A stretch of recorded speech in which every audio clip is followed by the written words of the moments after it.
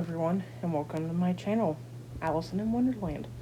I'm your host, Allison in Wonderland. Are you ready for some scary experiences with the Ouija board? Hopefully Zozo or Mama won't appear in the next experience. So, be cautious when using one. Now, let's grab the planchette and take a look at some experiences.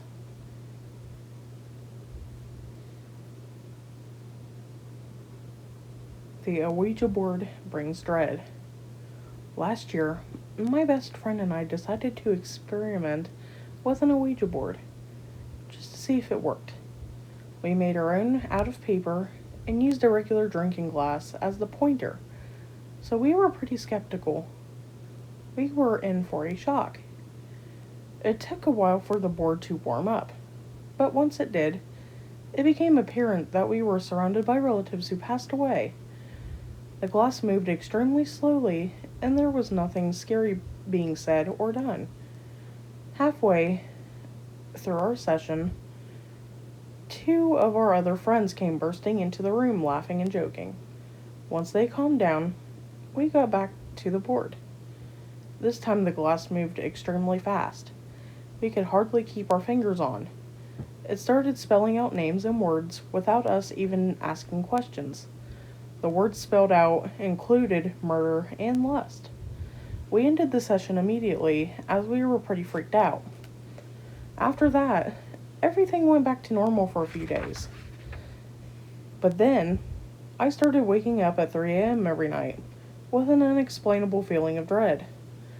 This waking up continued for a few weeks, and I started becoming depressed for no reason. Then, one night at about 1 in the morning, my friend was walking me home. As we were walking up the road, he claimed he saw a black figure of a man leaning on a fence staring at us. We laughed and joked about the place being haunted. We used to hear bells chiming every night on that road. That night I woke up again, but this time I was being pinned face down on my bed by what felt like a man. I tried to struggle, but I couldn't move. I tried to scream, but nothing came out. He started speaking in my ear, but I don't know what he said. Then, he was gone. I hid under my covers, like that would help, and soon fell asleep. When I woke up the next morning, I put it down to a nightmare, though it felt so real. A few days later, we had family visiting. My grandma, who claims to be very perceptive, came in and said she felt there was a presence in the house. My mom said she thought so too, ever since I had done an Ouija board in my room. But she didn't think it was harmful. My grandma disagreed and said she thought it was evil. The next part is really hard for me to explain, as I don't really know how I felt. As they were arguing, I began to get the same dreadful feeling I had so many other nights, and I began to feel something was wrong. It felt as though I was being pulled into a tunnel, further and further away from the room I was in. I tried to tell my mom that I didn't feel right, but I couldn't make myself talk or move. It felt as though something was trying to control me. I finally managed to make myself talk, but I screamed it. There's something wrong with me. The next thing I knew, my sister was beside me, hugging me, and I was crying and shaking uncontrollably. My family said I had what looked like some sort of seizure. We got a priest to bless the house, and while he was doing so, all the pipes in the house made a huge screaming noise. They didn't stop until he had finished the prayer. After that, everything went back to normal. I still can't explain what happened to me. It scares me to think of it, even to this day.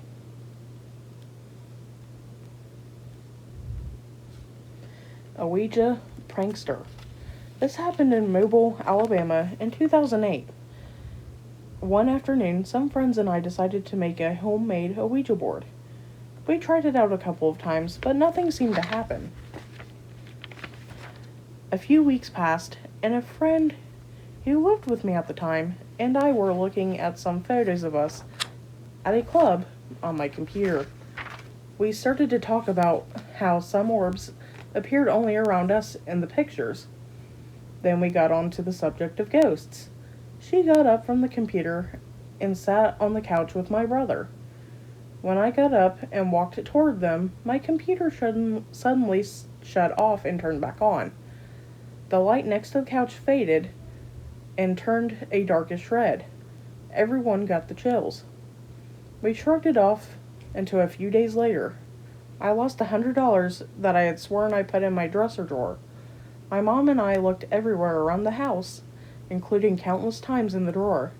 Then, out of nowhere, my mom found my money in the same drawer on top of everything in it. I was starting to think that we attracted a ghost through the Ouija board. My suspicions were correct when one morning my favorite stuffed animal was missing. I thought maybe someone was playing a prank on me because I knew I put it in my mom's room next to her bed. I looked everywhere and still couldn't find it. I asked my friend, who was in the shower, if she had moved it. Of course, she had not.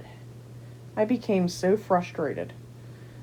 I knew that it had to be because of something paranormal because these things didn't occur until we made the Ouija board. I decided to take the Ouija board to the dumpster and get rid of it for good.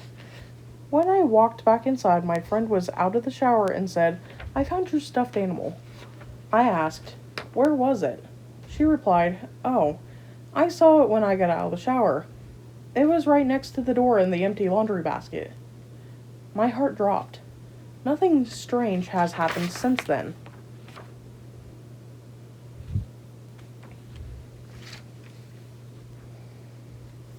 A Ouija triggers a poltergeist. This happened around 2002 in Potsdam, Germany. I was 11 and this was my first experience. My sister, who was 12, decided to try an Ouija session with a little self-made card with letters that were drawn on it, a table, and a glass. She and two classmates were in the living room of our little apartment. We waited for some time in there. I stared lazily at the door to the corridor. The door was mostly glass and I could see everything that was going on behind it. Then, I saw a person walk past into the kitchen. He could have only came from the living room and seemingly was heading for the exit. I was puzzled. First, the man was pitch black and as tall as an ordinary grown-up. Second, there was no audible sound of the living room door shutting, nor footsteps. He could have not have been there. I brushed it off. I believed my mind was playing tricks on me.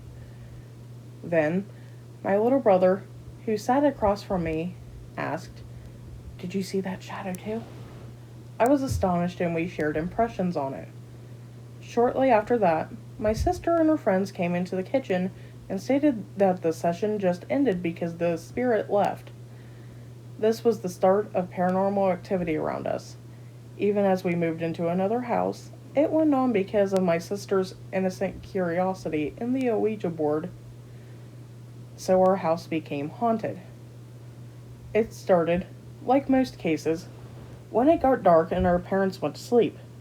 So they never witnessed anything and they thought we were crazy. It was hard.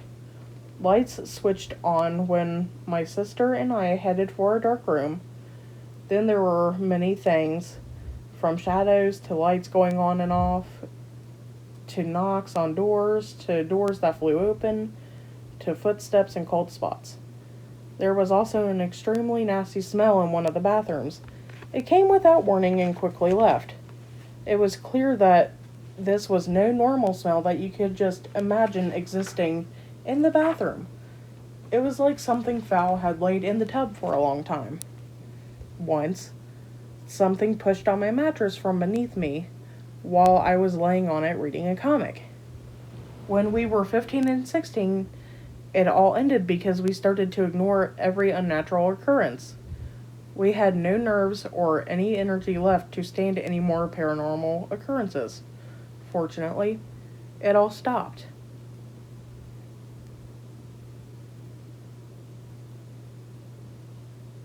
A Ouija prediction. My story takes place in Cambridge, Minnesota in 2006 when I was 12. I had just started 7th grade. I had a combination of two types of paranormal occurrences happen to me. It was a Saturday afternoon and I was bored. My best friend Becca was over. We took out the Ouija board I got last Christmas. I had asked the board, what was I in my past life? I was joking, thinking that these things didn't really exist. The board started to spell out Rebecca Lynn Peltzimer Miller was there. That's all it said. We tried asking another question. Will I meet anyone else in my past life here? It spelled out yes. Who? We both asked. Vincent Daniel Douglas, it spelled out. 2 years passed, and I had just joined the musical Annie, and, you guessed it, the guy I acted with was named Danny Douglas. It was very strange. We had never met before, but I felt like we had known each other all of our lives.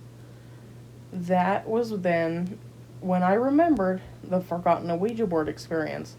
So, I asked him if Danny was his real name. He laughed and said his first name was Vincent, a family name that had been passed down through generations.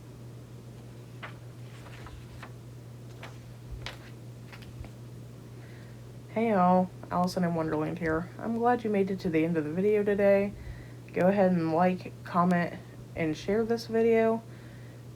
If you have a story that you'd like me to narrate, my email's in the description. So until next time, guys, I'll see you later.